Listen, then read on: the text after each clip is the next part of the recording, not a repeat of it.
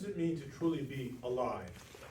In our parsha, we have two different references to life being well beyond mere biological function of brain waves and heart function. A little background. Our parsha begins with our ancestor Jacob, fresh off having disguised himself as his brother Esau, receiving the blessing and the leadership from their father Isaac. He heads off alone, unsure, and he's later described as having been penniless, quite surprising considering his father's extensive wealth. Why was he penniless? Well, Rashi fills us in.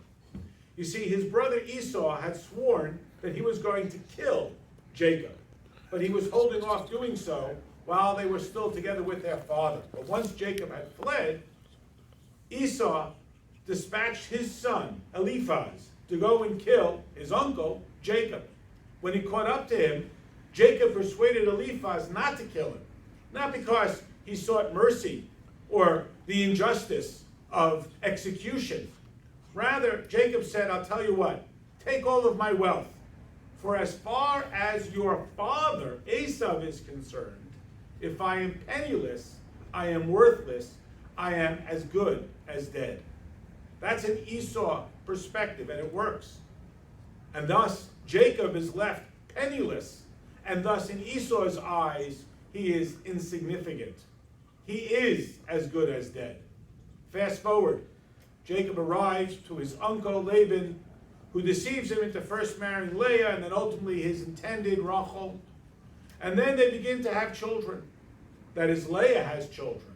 But Rachel, her sister, does not have any children. And she comes to her husband Jacob and she says to him, give me children, for without children I am dead. The Rachel perspective is, life is not defined by my bank account. Life is not defined by my material accumulation. What does it mean to be alive? It is to have a future. It is to pass on the legacy of our identity. It is to have children. How often can we be faced with a similar conundrum? Of course, on a sunny day, we all declare that the most important thing in our lives are our children.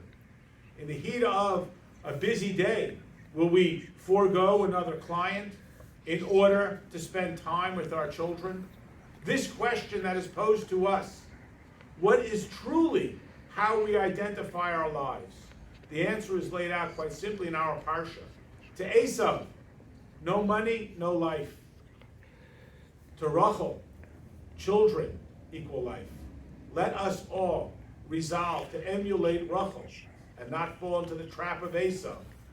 And in this manner, we will pass on the true meaning of life as we are so many thousands of years later still recollecting our Mama Rachel, our ancestress Rachel, and her love for her children.